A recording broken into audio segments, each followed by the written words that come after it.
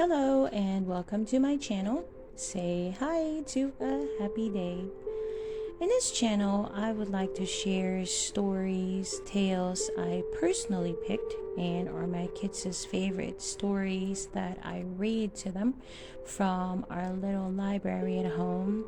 We have collection full of storybooks. This channel will be a good tool for you, stories to listen to while you sip on that cup of coffee in the morning or while putting your kids to sleep. Please don't forget to hit that like button and subscribe to keep you posted and to not miss any stories every time. Let us enjoy listening while I read to you the beautiful story of Little Red Riding Hood. Once upon a time, there lived a girl named Little Red Riding Hood. She was called that because she loved to wear a hooded cape of red velvet that her grandmother had made for her. One day, her mother said, "Come, Little Red Riding Hood, your poor grandmother is ill. I need you to take this bread and cheese to her. Remember, you must stay on the path and go straight there." Little Red Riding Hood put the bread and cheese in a basket and set off to her grandmother's house. Her grandmother lived on the other side of a nearby wood. As she was going through the wood, Little Red Riding Hood met a wolf. The wolf took one look at Little Red Riding Hood and thought how tasty she looked, but he didn't dare eat her because there were some woodsmen nearby. "Good day, little maid," said the wolf. "Where are you off to on such a fine day?" Little Red Riding Hood, who didn't know that it was dangerous to talk to the wolf, said, "I'm going to see grandmother. She isn't well, so I'm taking her this bread and cheese." "Where does she live?" asked the wolf. "Why, just through the wood, under the 3 oak trees," replied Little Red Riding Hood. The wolf thought for a minute and then said, "See how pretty the flowers are about here? I am sure your grandmother would love to see them." Little Red Riding Hood looked at the flowers and thought, "Maybe I should take some grandmother a fresh posy. She'd be so pleased, and it is early in the day, so I will still get there in good time." "That's a good idea," said Little Red Riding Hood, and she ran from the path to look for flowers to pick. Meanwhile, the wolf ran ahead along the path to grandmother's house under the 3 oak trees and knocked on the door. "Who is there?" asked grandmother. "Little Red Riding Hood," replied the wolf, imitating her voice, "with bread and cheese." "Come in," called out grandmother. "I'm too weak to come to the door."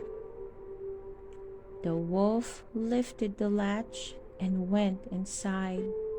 He ate grandmother in one mouthful. Then he put on a set of her night clothes and a nightcap, lay down in her bed, and drew the curtains so that the room was quite dim. Little Red Riding Hood gathered a lovely posy of flowers and continued on her way to grandmother's house. When she got there, she knocked on the door. A husky voice called out, "Who is there?" "Little Red Riding Hood with bread and cheese," she replied. "Come in," called the wolf. "I'm too weak to come to the door." Little Red Riding Hood lifted the latch and went inside. It was quite dark, but she could see the shape of her grandmother under the bedclothes, her nightcap pulled low over her face. "Put the bread down and come and sit with me," said the wolf. Little Red Riding Hood sat by the bed. She was surprised at how grandmother looked in her nightclothes. "Oh, grandmother, what big ears you have," she said. "All the better to hear you with," was the reply. "Oh, grandmother, what big arms you have," she said. "All the better to hug you with," was the reply. "Oh, grandmother, what big eyes you have," she said. "All the better to see you with," was the reply. "Oh, grandmother, what big teeth you have," she said. "All the better to eat you with," was the reply. And the wolf bounded out of bed and ate Little Red Riding Hood in one mouthful. The wolf felt sleepy after his big feast, so he lay down again in the bed and fell asleep. He started to snore very loudly. Just then, a huntsman who lived nearby was passing the house. "Goodness, how loudly the old woman is snoring," he thought. "She sounds very unwell. I might just pop my head in and see if she's all right." The huntsman looked inside and saw the wolf lying in the bed fast asleep, his belly full. The huntsman, who had long been hunting the wolf, took his rifle and was about to shoot when it occurred to him that the wolf might have eaten the old woman and she still might be saved. He took his hunting knife and cut open the wolf's stomach. Little Red Riding Hood sprang out saying, "Oh, it was so dark in there."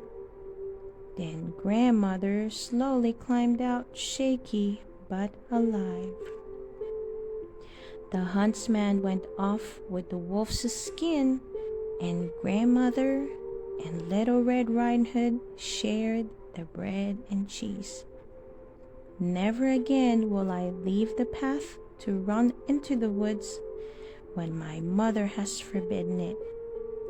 Little Red Riding Hood thought to herself as she finished her delicious food. The end.